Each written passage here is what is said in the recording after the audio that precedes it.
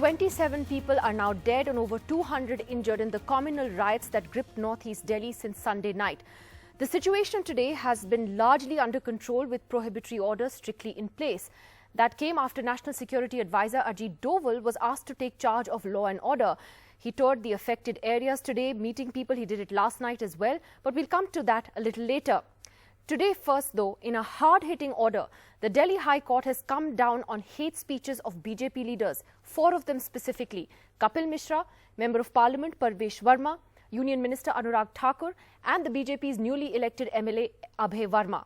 The court, while talking to the Delhi police today, actually said that when are you going to file an FIR after the entire city has burnt down?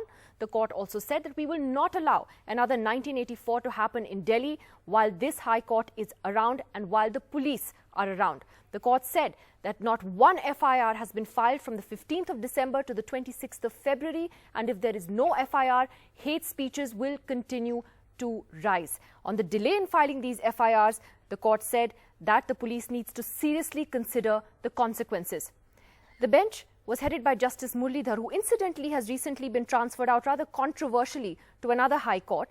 But the bench played out videos of the hate speeches by the BJP leaders in court after the police said, shockingly, that they had not seen Kapil Mishra's hate speech video.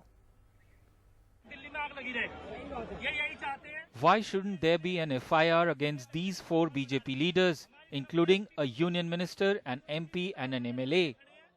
The Delhi police chief has been told by the High Court to seriously consider the consequences of not registering the FIR. Justice Muralidhar, who has been transferred by the government, said, "We will not allow another 1984 to happen in Delhi while this High Court is around, while the police is around." The centre, represented by the Solicitor General Tushar Mehta, wanted the centre to be made part of the case and argued that FIRs will be registered at an appropriate time, to which Justice Muralidhar asked, "What is the appropriate time, Mr. Mehta? The city is burning." The chief has till tomorrow to see these 4 videos and take a conscious decision. The court ordered the commissioner to follow guidelines which essentially oblige the police to file an FIR if a cognizable incident is brought to their notice. Union Minister Prakash Javadekar evaded questions on why the BJP or the Delhi police under the centre's command was not taking action against Mishra for his hate speech. Police Commissioner has been asked to take note of it because Delhi police said they had not seen the video, while millions of people across this country have seen it. 1 minute. What do you have to say about that? I was giving you the bite which I have given. सबको बहुत-बहुत धन्यवाद. The Delhi High Court had earlier at midnight ordered the police to ensure safe passage to the injured and ensure they get immediate emergency treatment. They also ordered the DCP in charge of North-East Delhi to reach the hospital, which asked the court for help to get there forthwith despite the odds, essentially telling the police to do its basic duties. In the Supreme Court too, Tushar Mehta faced tough question over the Delhi police. Justice K.M. Joseph said problem is lack of independence. If law is strictly implemented, these things would not have happened. Tushar Mehta replied, "Don't demoralize the police. One policeman died, DCP is on a ventilator, he was lynched." Justice Joseph said, "We are not saying anything political, don't misunderstand. If people are dealt as per law, lives would not have been lost." The Delhi police face flack specially over the BJP leader's hate speech. The court said police doesn't have to wait for orders if someone makes inflammatory statements but act as per law, saying, "We don't want to hear the case now, environment is not conducive for hearing." It's time for all parties and stakeholders to lower their temperature. The court was hearing a petition to move out of Shaheen Bagh anti-CAA protest, now in its 70th day. However, the court refused to stop the protest, only saying it will take up the case on March 23rd. In New Delhi with Sunil Prabhu and Sharat Sharma, Arunachalam Vaidyanathan, NDTV. Well, joining us first on NDTV tonight, Advocate Vrinda Grover is here with us in the studio. Mithali Saran, journalist and columnist. Also Rahul Roy, filmmaker, activist, who's someone who petitioned the High Court in a midnight hearing last night. The same bench headed by Justice Muralidhar that met after midnight last night to ensure of all things, that people who are injured in this violence actually get to hospital. So we'll come to that in just a bit. We're also joined by Mr. Deshratan Nigam, supporter of the BJP, RSS and a political analyst. Mr. Ajay Raj Sharma, the former Delhi Police Commissioner, joining us on the program tonight as well. Vrinda Grover, let's first talk about the High Court. Incidentally, Justice Muralidhar, who sort of really cracked the whip today, is not going to be hearing this matter tomorrow. It's been moved to the Chief Justice's bench in the Delhi High Court. That apart, pretty tough words today by the court. Something, you know, it kind of gives you hope that there is still a judiciary that is listening and doing something. I think what the court pointed out is something that we know, that hate crime of the kind that we have seen in Delhi for the last 3 days is preceded by hate speech. It doesn't happen on its own. When that hate speech is allowed to go unaccounted for, unchecked, and people there is no action at all by the police or by the political party. And in this case, in fact, Kapil Mishra was standing with the DCP. So when that kind of impunity is allowed, then you know that you can take these words of hate and actually actualize them and go around marauding, mauling, killing, looting. And that's what we have seen now. That's what we have seen now. Mitali Saran, your thoughts firstly on what the High Court says. None of these leaders who have made these hate speeches have really said anything today. That doesn't come as a surprise. Do you think it's going to matter to them? Well, I think it's shocking that it takes the High Court to direct people to file FIRs against hate speech like this.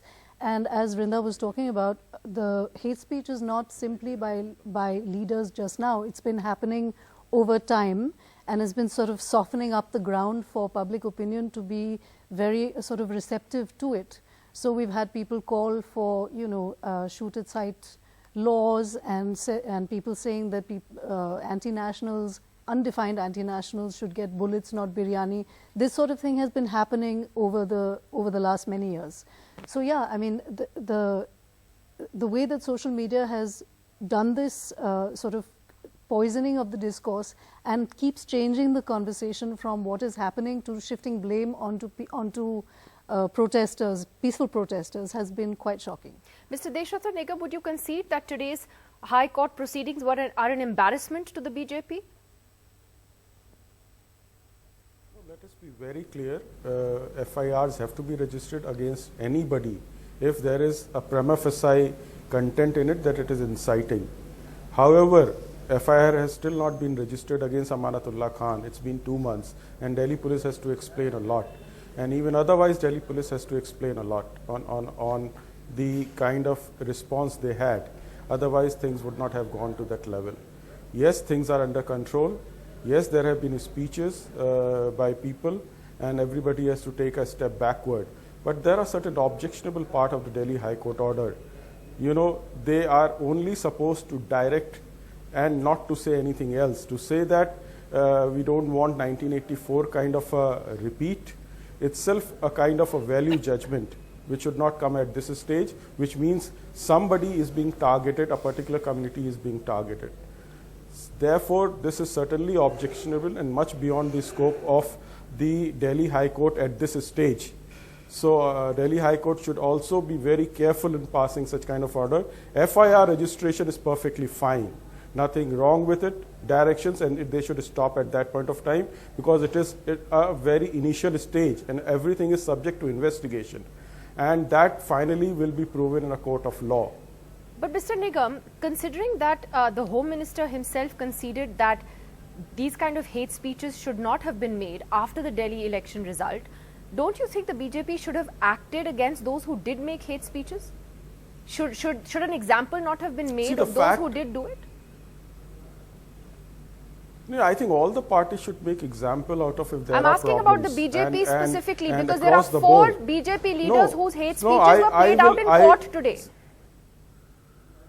No. There are other hate speeches which were not played out in the court by Harsh Mandar, and he should have brought Amanatullah Khan's Harsh Mandar didn't play them, the judges did. That was also one-sided. No, judges, because they must have been given to judges by somebody. They don't have it personally. They are not supposed to have it personally. Everything is given by the councils or the parties there. Could you comment on the BJP leaders' hate speeches? Do you think there should have been a party action against them? I would comment on everybody, since you may specify only one party, but I will not confine myself to any one particular party. That it says is a lot. Across the board, and FIR should have been registered. Yes, across all the parties. I am telling you, you have a question specifically against BJP, but I have it against all the parties. Even today, Tahir Hussain, prima facie, he has been found involved in this North-East, violence, and he also should be booked. And it's been 2-3 hours can you that say, evidence has come on record. Is it I'm possible, not very Mr. sure. Nigam, I'd like to ask you, is it possible for you to actually take the names of Kapil Mishra and Anurag Thakur and say these guys should be booked for hate speech, the way you took the names of other leaders? No, the fact is I have said across the table. Okay, and so no prima names. facie FIRs should be registered under that point of time. Police was under Election Commission. And after that, the police has come under the Home Ministry back after the results were declared. So certainly that delay has to be probably is accounted because of the fact it was under Election Commission, and they were supposed to give directions to Delhi police. Okay, that's very unfortunate that is what held the Delhi police back and the Home Ministry back from actually taking any action. I want to ask Mr. Ajay Raj Sharma, sir, as a former commissioner of the Delhi police, are you disappointed and frankly, I mean, shocked at the complete inept handling of the situation by the police force that you once headed, Mr. Sharma? Yes, definitely. See, when I entered the service, I was first in UP cadre. We were instructed and always told that after an external aggression, communal riot is the most serious thing that can happen, which has to be tackled on war footing, and we followed it very strictly. I was SSP Aligarh, SSP Meerut. I was in Banaras where I faced riots. So there was no question. The first time information would come, and everybody was in his position and place, and we would start the action immediately. Delhi police, which I commanded, and I know that they are very good in crowd control, but I was surprised to see that there was inaction on their part. This communal thing was building up since the Shaheen Bagh days, and when that actually they should have never been allowed to sit on the roads like that. But whatever happened, slowly that communal tension was being built up, and people throughout the election tried to disturb the communal army. So it was at that time that actually preventive arrests and things should have started, which did not start. Another thing which I think was wrong was they enforced 144 and they didn't have sufficient force to enforce that section, because either 144 should not be ordered, and if it is ordered, it must be enforced. Because if 5, 10, 12 people start gathering and we can't disperse them, then there is no sense. I also felt that curfew was imposed 1 day later. It should have been enforced 1 day earlier. Some deaths and injuries would have not taken place. Now, why they have not been active? Of course, now they are active. They are trying to do whatever they can. I see it only as an outsider and as an observer, and the news that I get. I have no direct reach to the Delhi police. So now what it seems is that they are enforcing things and things are improving. But this should have happened earlier. Absolutely. That is exactly the point. And it shows that when you want things to work, when you want law enforcement agencies to work, they can work. Here, it's not just a question of inaction, and I'm going to come to that later. It's also a question of how the police, like it has happened in other riots in the past, actually was, in a sense, an active participant by not acting when it saw things happening under its very nose. Rahul Roy, I want to ask you, though, first, coming back to the Delhi High Court and the way that it met at after midnight last night. You went to the Delhi High Court. Tell us about that, because you went desperately simply because people who were in the hospital in one of these areas could not be moved to another bigger hospital for treatment. Ambulances couldn't go because it was impossible. The situation had completely broken down last night. See, what happened yesterday was that we had a sense of what is happening in the entire city. We also knew that there was no response from the Delhi government. And we knew that there was a desperate situation which needed an emergency response system in place, which the government was not putting together. So the civil society put together an emergency response system. Within a few hours, we had an entire team of 60-70 people in an office working, trying to help people in whatever way possible. Now, when you say that the Delhi government wasn't helping, what do you mean? You mean in terms of just trying to help victims, get ambulances in place? What was it? We went knocking on all doors possible. We went to the Delhi police, we went to Delhi government, we met Manish Sisodia. Almost everyone was saying it's out of our hands. This was the reply we were getting.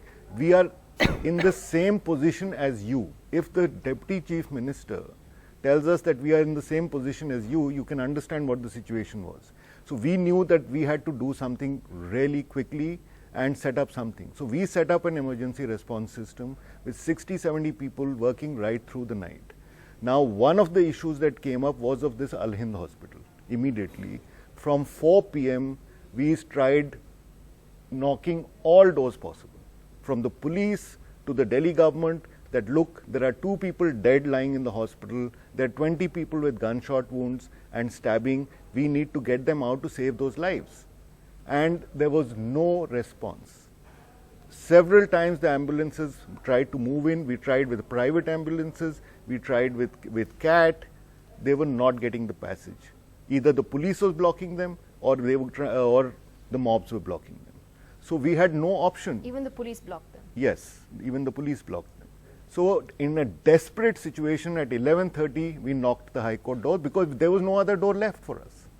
And it was our luck, and it's not just our luck, it's the luck of the city that we are, you know, this 1984, people who have lived through 1984 know how close we were to a repeat of 1984. We've just about got out of it. Just by the razor's edge we've got out of it.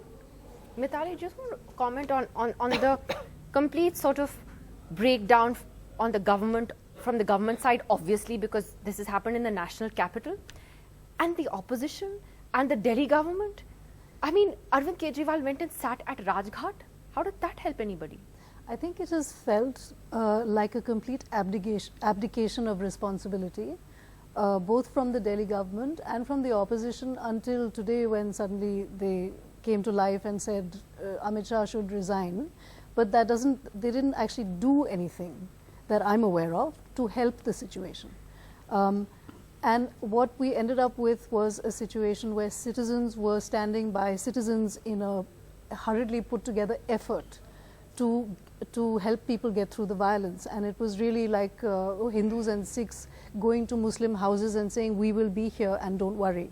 And it was left to the people of Delhi to sort it out. And I think that is unacceptable when you have elected bodies that are supposed to be doing exactly this work.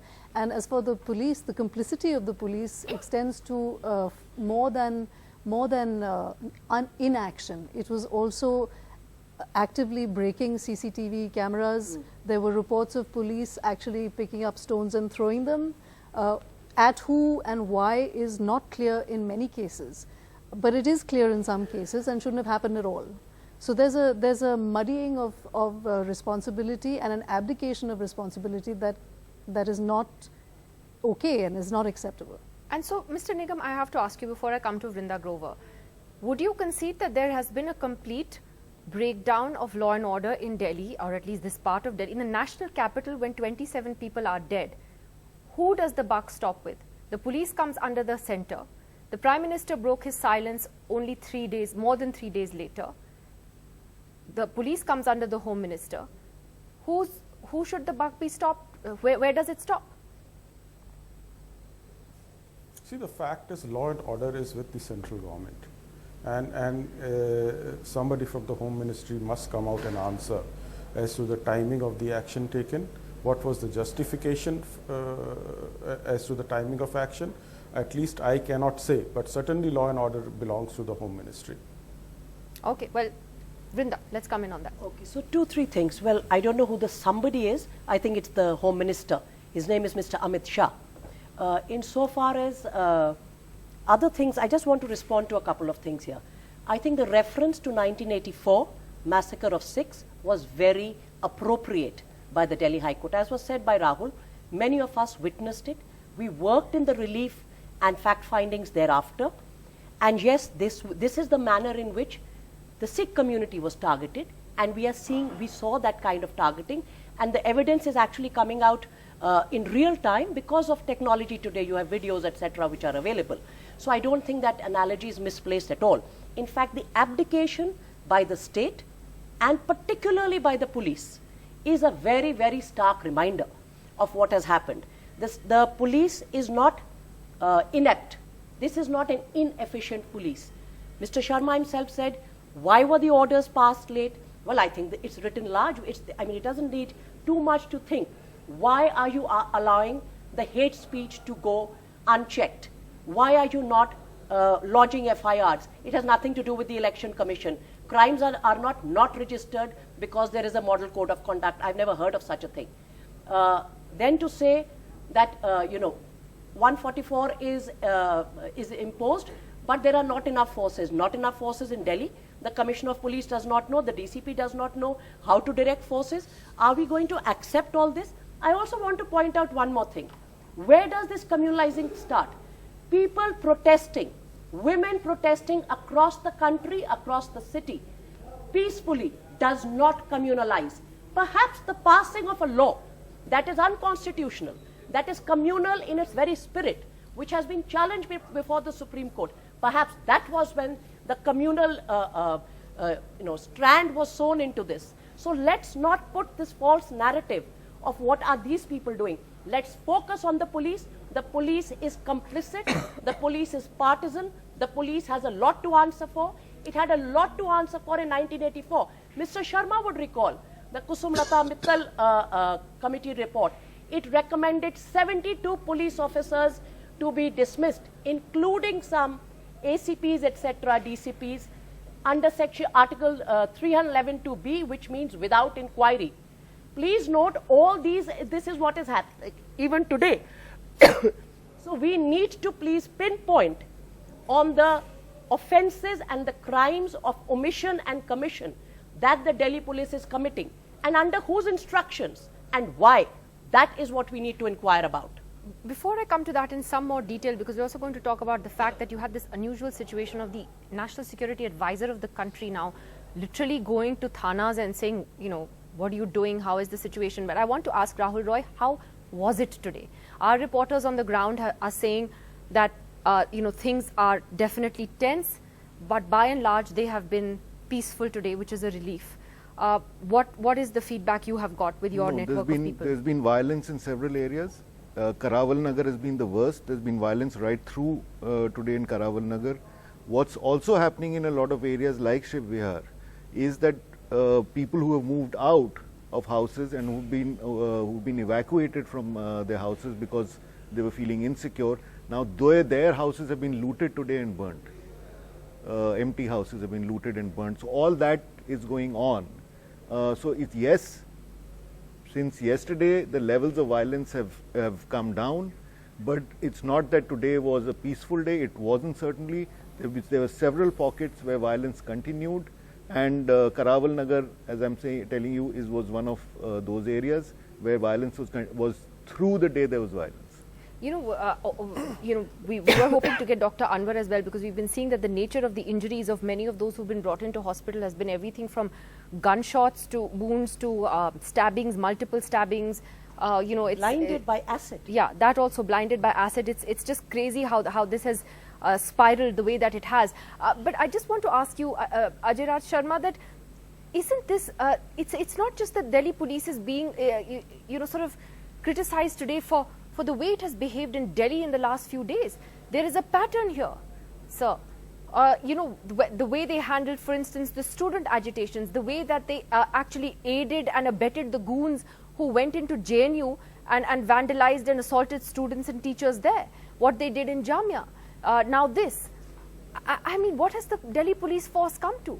should the Commissioner of Police actually not resign on his own on moral grounds and go? I want to raise a counter question. The police has got enough criticism and it is continuing to get it. The question arises, why does the police behave like this? I've been in police for 39 years and been in most communal cases and cities and never allowed all this to happen. So the fundamental question must be tackled. Yes. And that is that police should not be insulated, politics should be insulated against politics. That is the fundamental question. If you go deep into this, what I am saying, you will find out that that is the reason. All the communal tension which has been built up has not been built up by the police. It has been built up by parties who were contesting elections and who had their own interest.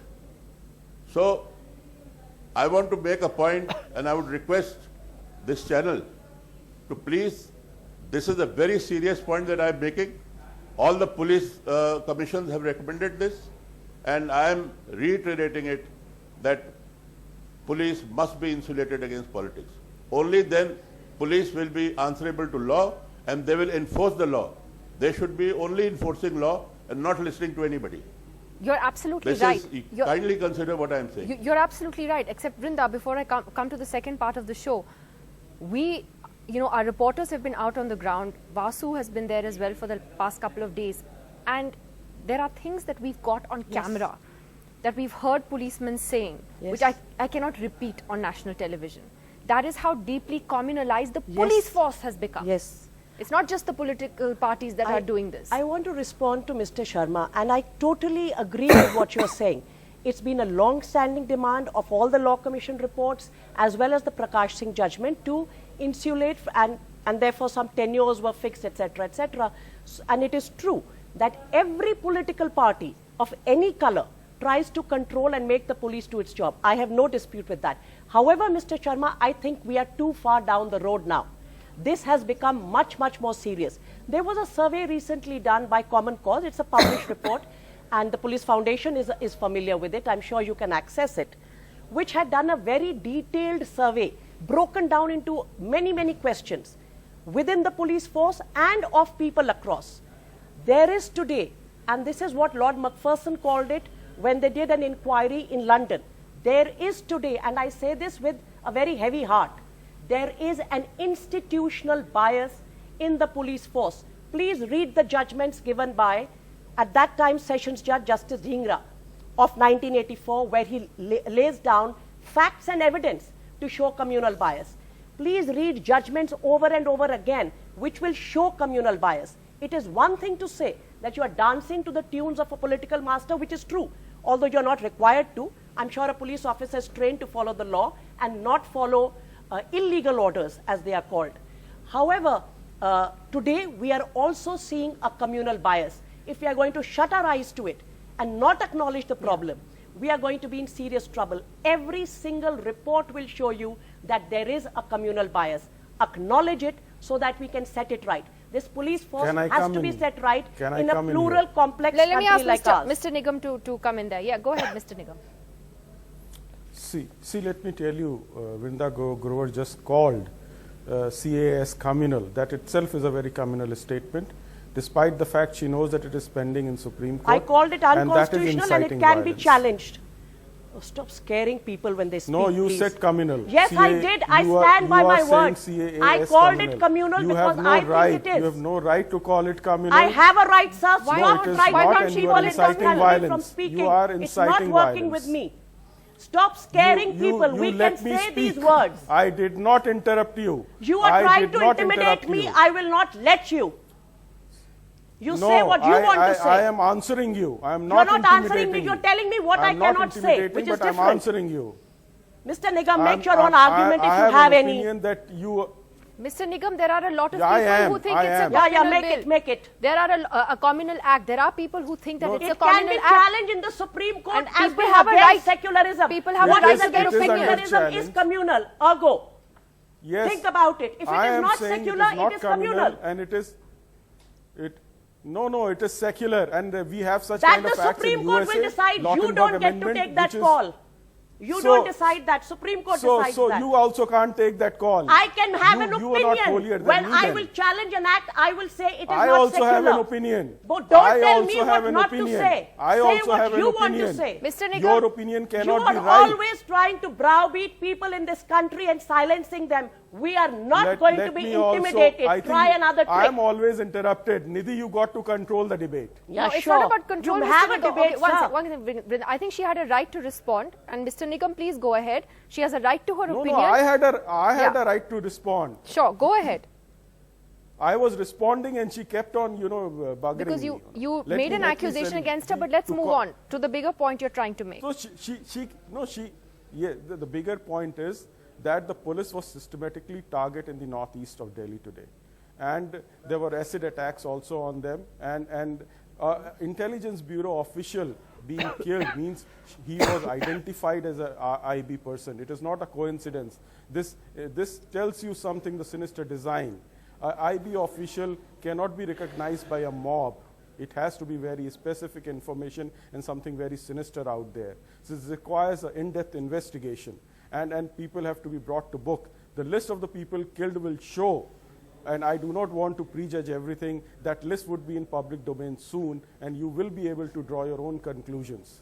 What does that mean? It is because I have a list of the names here, and just to tell you, it is people from there are both Hindus and Muslims on that list, and that is unfortunate. They're all Indians, Mr. Nigam. So I don't know what you're trying to say. That's what I'm saying. Therefore, yeah, there are Hindus, there are Muslims. That's what I'm saying. Let's not call it communal. Then what is it? Calls it communal. Everything there is communal. an AKA is not secular. Anyway, I mean, Let me tell you, there are people who are dead, and they are irrespective of their religion, protests. they are dead. That's your opinion. It's just horrendous that we even have to sort of now fight over the religion of people who are dead, who've lost their lives. It's horrible what has happened to that IB officer today. Absolutely devastatingly horrible, as it is for every family who's lost somebody. I want to though play out the bites of National Security Advisor Ajit Doval. It was kind of like rewinding to Kashmir back in August when he was touring the day after the revocation of 370, but now he's had to go to these parts of the national capital.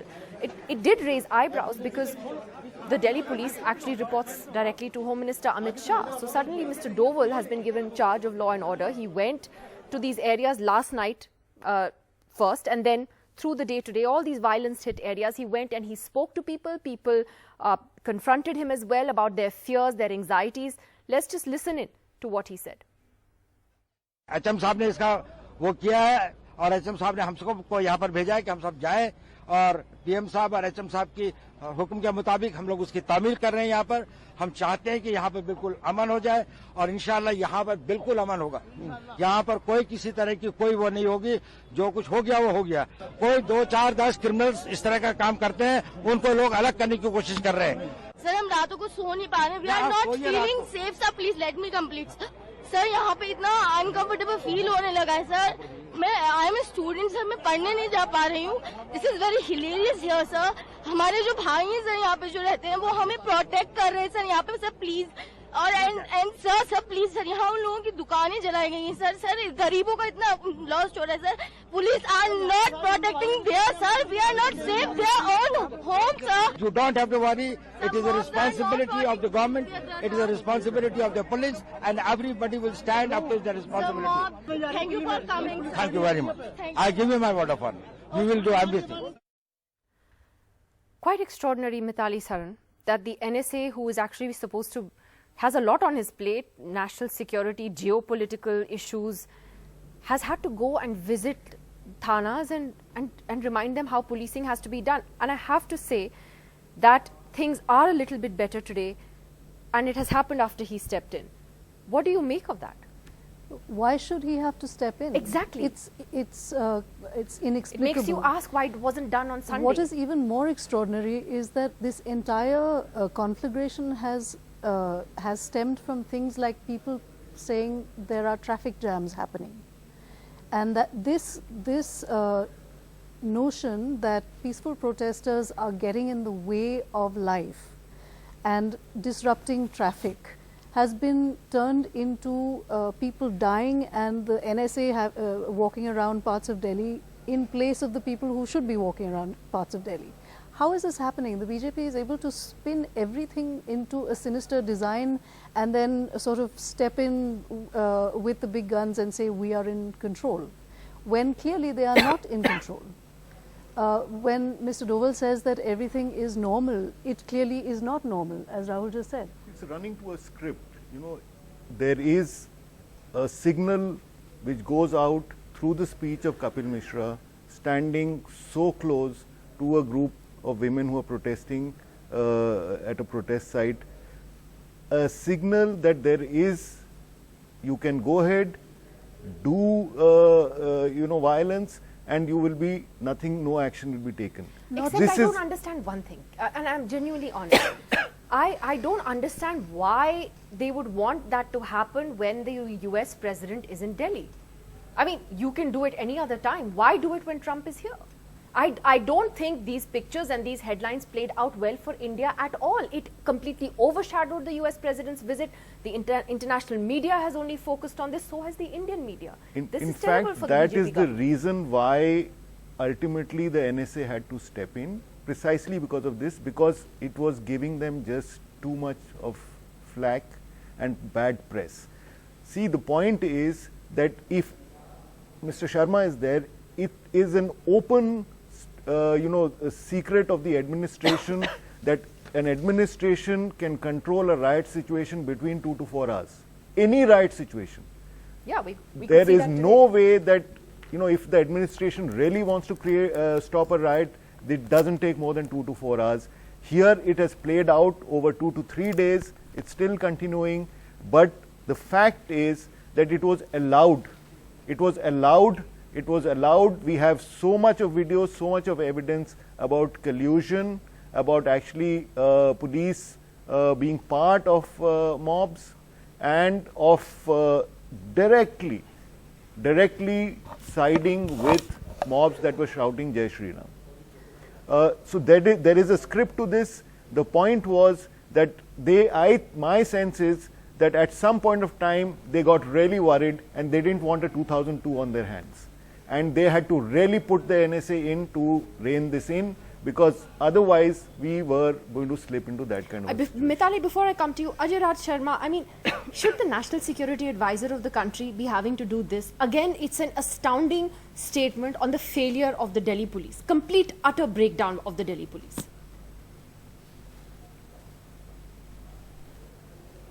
The NSA was asked to visit the city and take an evaluate what exactly is the situation, and what he has done is nothing very abnormal. I mean, he should have done that. How is it not abnormal, sir?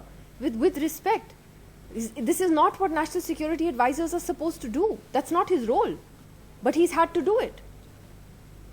It's because the Delhi police failed, and suddenly the Delhi police started doing its job today after he stepped in. Let me tell you that as far as security goes, one is an external threat, the other is an internal threat. So security covers both. So if there is trouble inside the country, he will be definitely asked to look into it. Do you remember any other NSA in the past who has done this? I do not recall. Who's had to be asked to go to police thanas? Who's been asked to go to police thanas and check on the law and order situation? No, I don't know. Thanas are all the way in the city. If he's traveling in the city, he can stop at any thana and ask about. Called it a law and order situation, not a security situation. Mr. Nigam, go ahead. Mr. Nigam. No, law and order is not different from security. I think it is, sir. This much we all know. One second. Mr. Nigam, go ahead. See, the fact is, when National Security Advisor comes, then it is beyond law and order. There has to be some intelligence input that certain issues are there, certain serious issues are there, otherwise he would not step in. This is beyond law and order. I am sure they must have certain intelligent inputs in it and some kind of a design out there. Otherwise, Mr. Doval would not step in. There has to be something more which probably is still not in public domain. Right, and there are two signals here. One is a signal to start, and the other signal is to stop. Yeah. The NSA's presence for 2 hours with the DCP or one road show in the affected area is not going to. It's for optics. It's for optics, and there's nothing else to it. It's not that he stopped it. It's the same police force which was not acting has stopped it now. That's what I'm saying. Exactly. I'm saying that how come the same police force that was completely inept for these last few days suddenly, started doing its job, Mitali? Well, I'm getting last I'm words no now. International relations expert, but it seems to me that there's another way to look at why these riots were allowed to happen. This is the same government which, like many governments, is able to, get people who are wearing black armbands out of protests at the drop of a hat. They can do exactly what they want, as you were saying. It seems to me that what it allows India to say is to show Trump, look at the problem we have and guess who's responsible for it. Much like you have a problem with Islamic terrorism, we have a problem with, they may not have said Islamic terrorism, but that's what they mean. I still and don't they think have that's been the case, blaming, they have been calling protesters jihadis, they have been calling women sitting in peaceful protest jihadis. There's a very clear labeling of the people responsible for all of this. That is true, except that I think in this case it was something that got out of control. Possibly. It did, but I cover international relations. This is it has been an unmitigated disaster. This the fact that the Trump visit got overshadowed by this, I don't see that it could have been done deliberately to coincide, at least from BJP forces or right-wing forces to kind of, I think this lesson here is that if you let the genie out of the bottle, it's, when can you control it? And once people like Kapil Mishra and all think that they have impunity, that they can do and say what they want, they can stand next to a DCP and say what they want. They think they can control it, but a point comes where you can't. Vrinda, last word, and then I think the story. We need to hear what the Delhi police comes back to the High Court with. Today, the Delhi High Court has very categorically said, take a conscious decision that this is hate speech, it is inflammatory. You have to lodge an FIR as required under Lalita Kumari, which means if this makes out a cognizable offence, and Kapil Mishra and others' hate speeches are textbook classic case of what an FIR should be lodged in this case. Is the Delhi police tomorrow going to come back and say to the High Court, yes, we have lodged the FIR and we have arrested them because these are non-bailable offences? So if the Delhi police is a professional force, not partisan, not being run by political masters, the answer will be there for everyone to see tomorrow morning. Well, let us see. Don't hold your breath.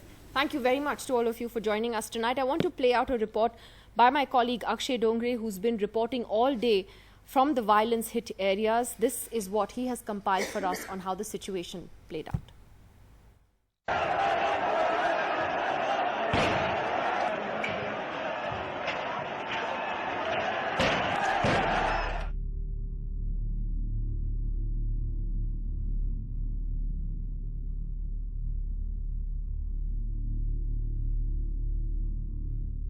We are in the Chandbagh area of northeast part of the national capital right now. This was the area which has been witnessing violence for past 3 days, where people, anti and pro-CA protesters were clashing. But later we saw that a riot-like situation erupted here, and some people are now leaving this particular area. I'll go and talk to certain people who are leaving from this particular area, who have vacated their house. Sir, आपका नाम क्या होगा? मोहम्मद जावेद। आप लोग यहाँ से मतलब सामान वगैरह लेकर बच्चों को लेकर कहाँ जा रहे हैं अभी? जी अब हम जा रहे हैं अपने ससुराल। तो क्या कारण है कि आप लोग ससुराल जा रहे हैं? कारण सर यही है कि हम तो हमारा घर यहीं है, 1 नंबर के कोने पे ही। हम अपने घर से देखते हैं सब कि सामने से गोलीबारी आती है, हमारे बच्चे दहशत में हो गए हैं। हमारे बच्चे यही कह रहे हैं कि हमें अपने ले चलो यहाँ से दूर। हम बच्चे छोटे छोटे बच्चे ये खून देख रहे हैं, गोलियां जो लगी हैं जिन व्यक्तियों के, खून ऐसी धारा बनते हुए जा रही है जैसे कि पाइप ऐसे पानी निकल रहा हो।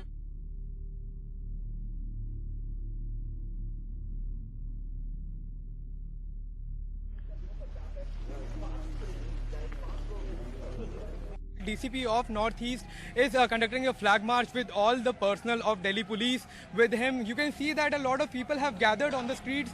We have seen that certain vehicles which were burned down in the nearby areas, but everyone is being asked to go back to their homes and get out of the streets. These are the streets which have seen intense clashes as well as some tension that has been simmering for quite some time. And you can see that the people are forcefully now being removed because they were gathered here, and that can be a recipe for more tensions in this particular area. What is the situation right now? At present, as you are seeing that everywhere the situation is under control, and we are conducting regularly flag marches in the area for the confidence building measurements. Right. So they need not to worry about their safety, and we have sufficient force and they are deployed at all the sensitive area.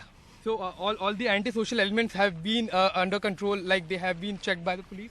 Yes आप देख ही रहे हैं, खुद ही देख रहे हैं right. कि अभी यहाँ पर जिन सड़कों पे हम अभी पेट्रोलिंग कर रहे हैं, यहाँ पर किसी प्रकार की कोई बड़ी गैदरिंग नहीं है और किसी प्रकार की कोई घटना जैसे स्टोन पेल्टिंग वगैरह की अभी नहीं है.